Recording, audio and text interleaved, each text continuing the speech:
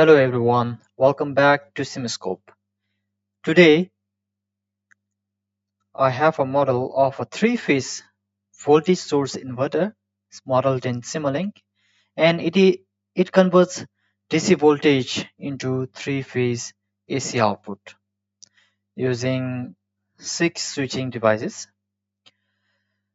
Think of it as something like this. We have a DC source, a DC supply source. Maybe it can be a battery. Then it's given to the inverter circuit, where we have 6 electronic switches, usually the MOSFET or transistors, connected something like this. We have T1, T2 and T3 in the top row, and T1 is connected to B1, T2 is connected to B2, and T3 is connected to B3, and they are connected in parallel with the DC supply or DC source.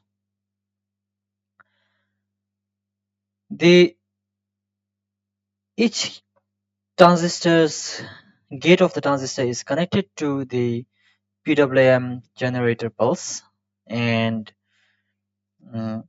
the output for the load is, this is the load, three-phase load. I have a three-phase series RLC load, RL load, and this load is connected to the each pair of transistors, something like that. Okay, and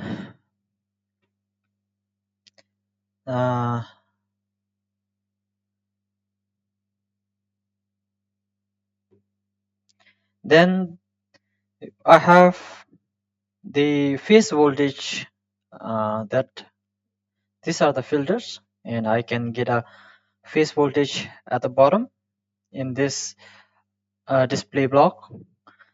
In the using a three-phase VI measurement block, I can also get the line voltage and line current. The first two scopes, scope number 6 and scope number 2, is showing you, and scope number 4 is showing you the unfiltered output three-phase voltage and current, and you can see that scope 6 is showing you the three-phase voltage. Then the scope number 2 is showing you the unfiltered three-phase current, and scope number 4 is showing you the unfiltered voltage and current together. Then this is the filter, and using the RMS you will get RMS line voltage, and this scope number 3 shows you the filtered pure sine wave output. The main circuit for the three-phase inverter is the 6 IGBTs or MOSFETs arranged something like this in the 3 legs. And for the phase A, you have T1 and B1. Top switch is T1 and bottom switch is B1. Then for the phase B, your top switch is T2 and bottom switch is B2. Similarly, the switch number T3 and B3 is for your phase C. Each of the switches or transistors or MOSFETs are controlled using your unipolar PWM generator here, and the DC supply on the left, on this left, I am giving a 100 volt DC supply, and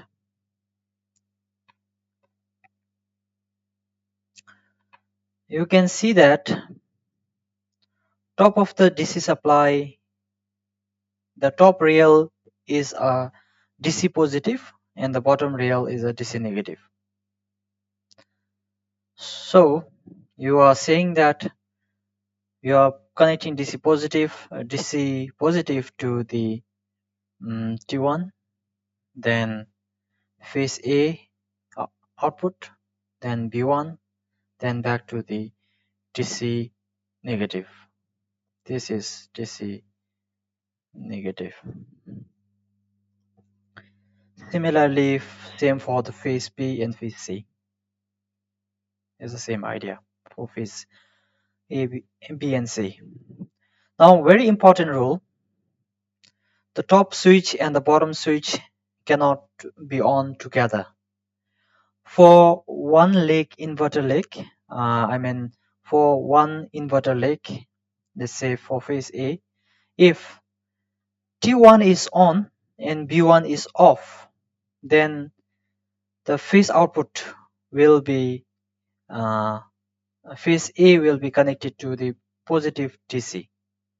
If T1 is off and B1 is on, then the phase A is connected to the resultant phase A is connected to DC negative. That means you will experience a negative voltage. If both T1 and B1 are, both the switches T1 and B1 are on, then it is a short circuit, so boom, it's going to blast your inverter. If both of the T1 and B1 are off, then it is called as a floating phase. Nothing happens there. That is why we have our subsystem here using a NOT gate.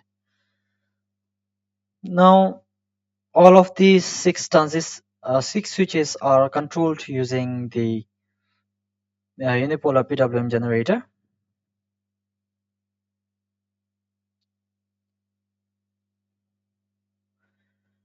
Now, for the unipolar PWM generator, you can see that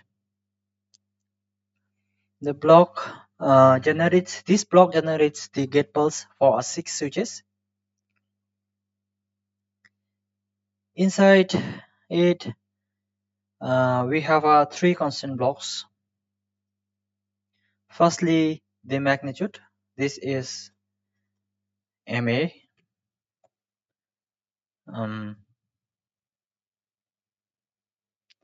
MA is what do you call that?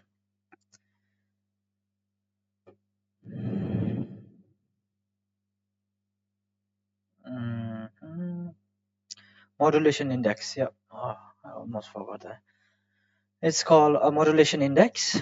Then by changing the this value, I can change the DC output or the voltage. I can change the output voltage. The magnitude modulation index is usually starts from 0 to 1, and its range is from 0 to 1. And if you increase the modulation index from 0 to 1, we will going to simulate later and show you how the output voltage depends on this modulation index. Second is the second block is an angle, so angle is 0 and the frequency is 50 Hertz. Now,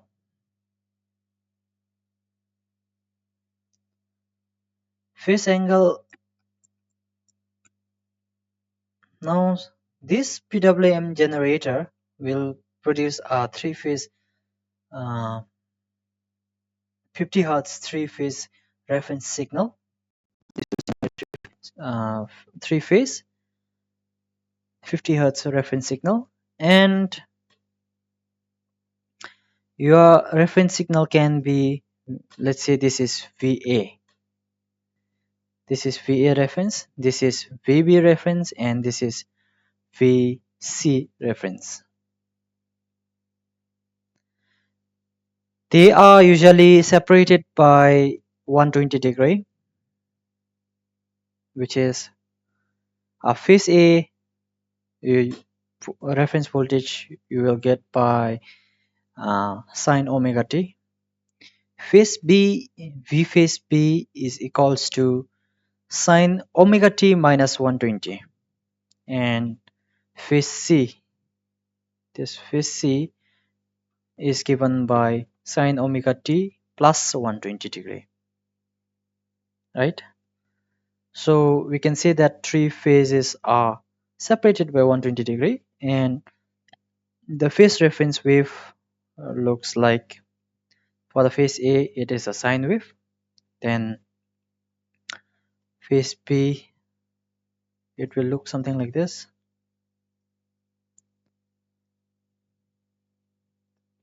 This is the okay. Let's say if the red phase is phase A, yellow phase is phase B, and blue phase is phase C, then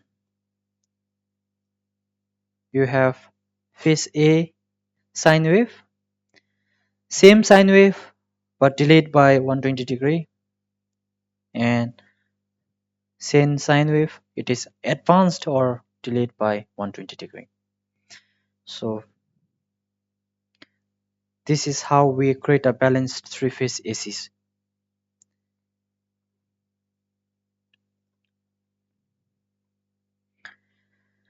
Next is a carrier triangular wave.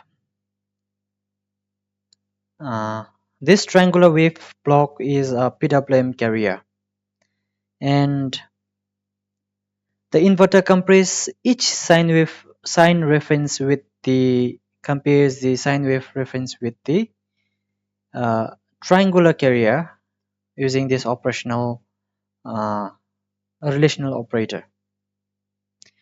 The basic idea is to say that if the sine wave, for example, for the positive, if this sine wave is greater than equal to triangular wave, then the top switch T1 should be on, or else the switch will be off. That means B1 will be on. That is the logic here. You can see that the T1 is here, and this same T1 is given to the NOT gate, and I'm saying that when T1 is on, the B1 should not be on, so B1 is off. Then if T1 is off, then B1 should be on. The same logic is applied for the B and C phase, all the three phase. So the finally, when you compare this using the comparator block, you are now saying that your VA reference, this is VA, this is VB, and VC reference. So comparators, three comparators. VA is compared to the triangular wave, then it will control the switch T1 and B1. Similarly, this comparator will control the switch T2 and B2, and the output will be your phase B voltage and current, and again same logic applies here. You compare the reference voltage three-phase reference signal with triangular carrier, and it says that if your reference is greater than or equals to 1, then T2 should be turned on. and if not, the BT should be turned on. Similarly, for the phase C, again your phase C reference voltage should be again a three-phase pure sine wave reference is given here, and it's compared to the triangular carrier. Then again it says that it will control the T3 and B3, controlling your third phase of the three-phase voltage and current, and same logic applies here.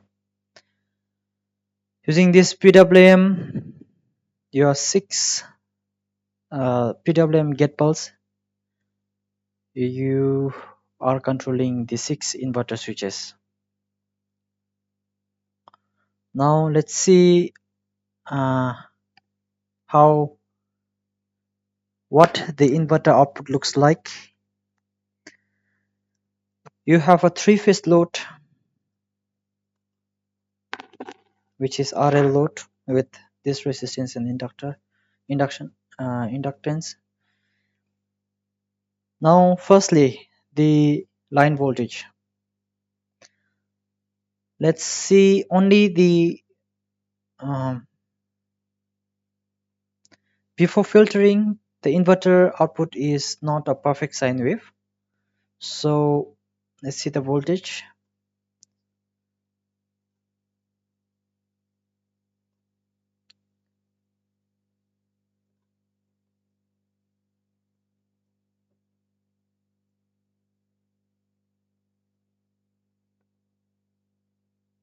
Okay,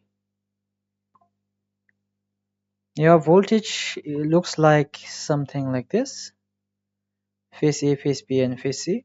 And this is before filtering. The inverter output is not a perfect sine wave because it is just a high speed switching waveform. It looks like a chopped pulses, right?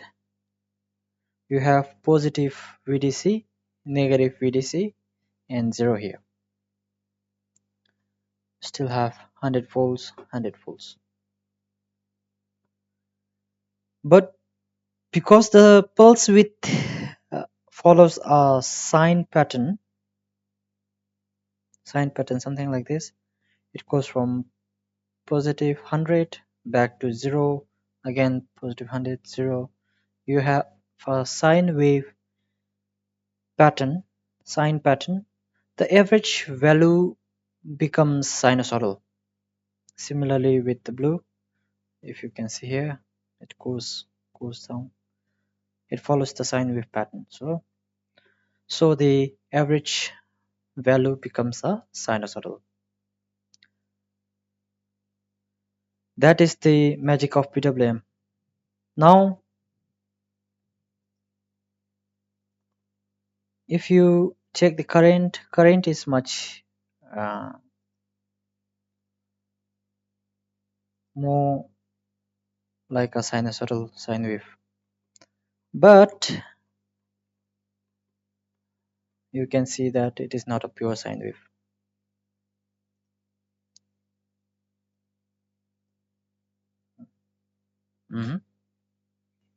This is the current measurement block, and your current is like 12 volt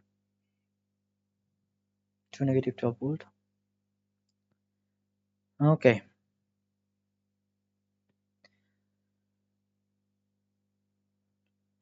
this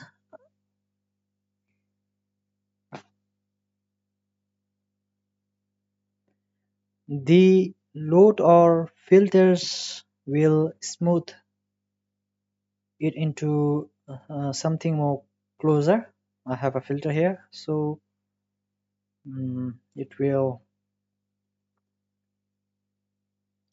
should look more of the pure sine wave. Now you have after filtering,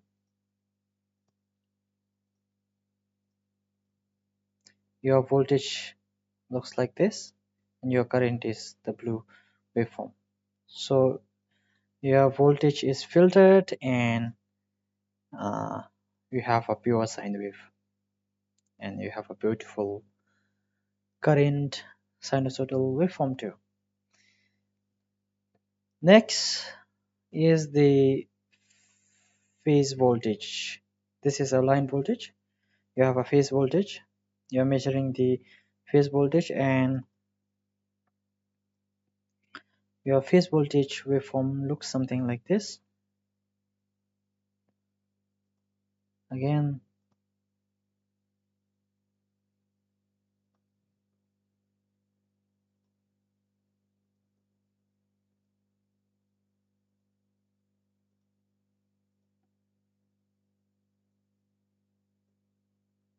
again, this yellow part is your unfiltered phase voltage. Then the blue one is your phase voltage after the filter. This is the filter. You're taking before and after waveform and comparing it, and your yellow is more of a chopped waveform, and the blue line is more of a pure sinusoidal waveform. Now you have a measurement block here measuring the phase voltage and line voltage. RMS line voltage at the modulation index. I am giving a DC input of 100 volt and modulation index of 0.8.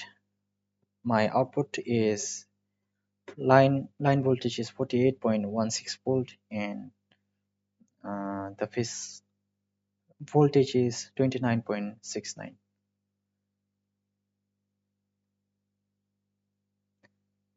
This is a unipolar PWM.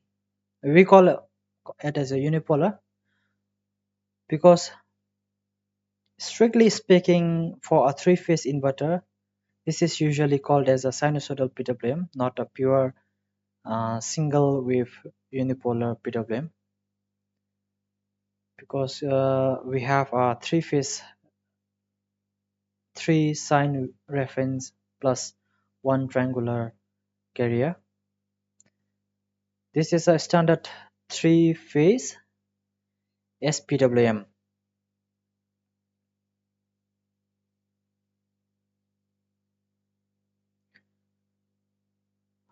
Okay, we have a full story here. I'll simply summarize the logic here. We have a DC voltage, which is a fixed DC voltage, DC source providing a fixed DC voltage. Then a sine generator creates a three-phase 50 Hz reference. Triangular wave will triangular carrier creates a high frequency switching reference. Then they are compared with sine wave. The comparator compares the sine wave with the carrier. PWM gate pulse are produced for T1, T2 and T3, and NOT gate creates opposite pulses for B1, B2 and B3. Then 6 switches chop the DC voltage, and the midpoint of each leg produces a phase A, phase B and phase C, and the load is connected to the PWM, and the filter will smoothen the waveform. We have our measurement blocks measuring the voltage and RMS values. Now I want to show you something. How do we change the DC voltage?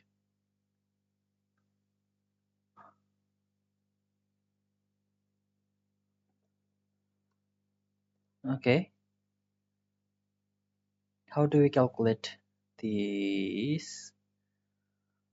We are giving a VDC of 100 volt, so the maximum voltage is 100 volt. and the maximum phase voltage is measured. The phase voltage peak is measured by modulation index times VDC divided by 2. I have taken my modulation index. I'll take my modulation index as 1, and uh, so 100 times 1 divided by 2 is 50 volt. I am supposed to get a phase voltage of 50 volt. Then phase RMS voltage is 50 divided by root 2, which is giving me 35.35. This is a phase RMS voltage. Line to line voltage, I am getting, I should multiply with VLL is equals to root 3 times V phase RMS, which is giving me 61.4 volt. So therefore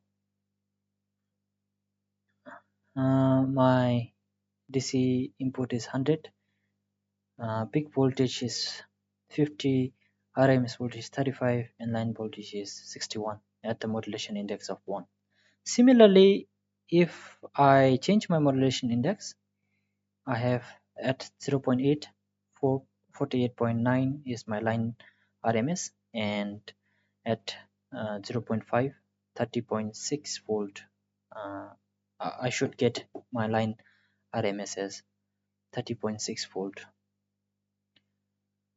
So you can see that when the modulation index increase from 0.5 to 1, your line RMS voltage also increases. This is how the mathematical calculations shows you how your output voltage can be changed by changing the modulation index. So let's see.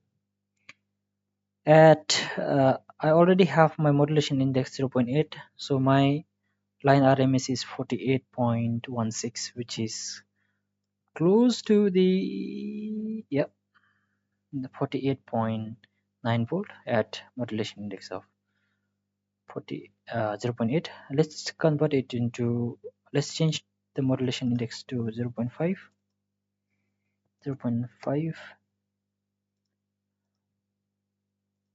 and see the RMS.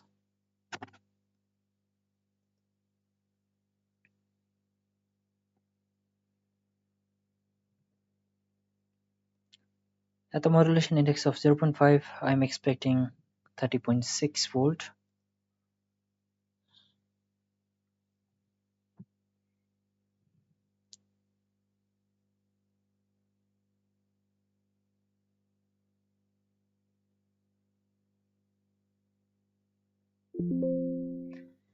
Yeah, it is 29.84, so it is very close.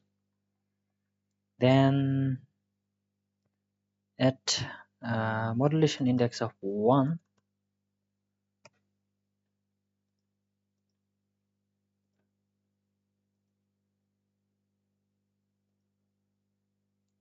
how much I should get? 61.2. I should get 61.2 volt.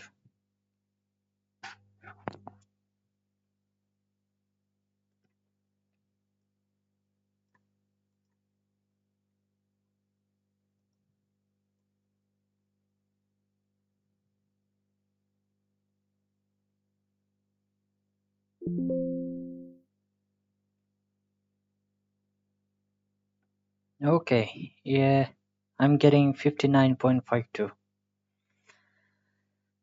That means our model is correct, and we are getting the nearest voltage with some voltage drop. I hope you learned something from this modeling today, and please go through